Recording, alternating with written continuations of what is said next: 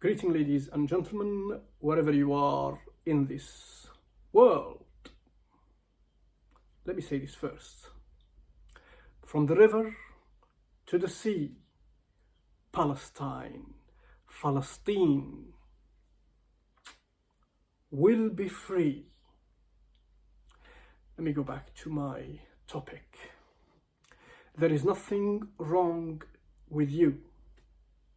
There is nothing wrong with you. There is nothing wrong with you. How much time and energy you are spending trying to find out what's wrong with you? Why won't you spend that time and energy finding out what is right with you and making use of it? So there is nothing wrong with you. You are you and nobody else. You are unique. You are here for a reason. You are the lucky one. Some others didn't make it. You see things differently. You assess things differently. You understand things differently. You analyze things differently. You create things differently. Nobody talks like you. Nobody walks like you. Nobody moves like you. Nobody laughs like you. Nobody smiles like you. Nobody do things like you do. Nobody is made the way you are made. You are the one and only. In 8 billion people on the planet, there is only one of you. There is one type of person in 8 billion of the planet. That is you. And nobody else is like you. Yes, you can heal. Yes, you can repair. Yes, you can deprogram.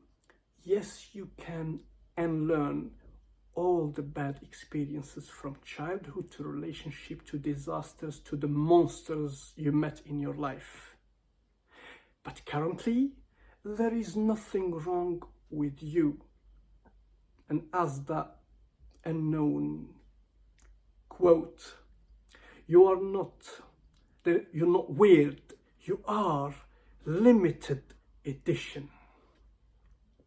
There's nothing wrong with you. So don't feel insecure or not good enough. There is nothing wrong with you, and I prove that to you. Stay with me. Let's bring in Susan Henkels. She is a psychotherapist that spent more than 45 years listening to what is wrong with people, what people think is wrong with them. And Susan, in one of the film festivals, because she likes movies, and she went to film festival and met this director of documentaries, and he asked her in a conversation, what do you do when you're not watching movies? And she said, I'm writing a book called What If There Is Nothing Wrong With You? And he looked at her and said, well, I can tell you right now, there are 8 things wrong with me. And Susan Henkels, being a therapist, said, name one. And he said, with defiance and certainty, I have opposition defiance disorder.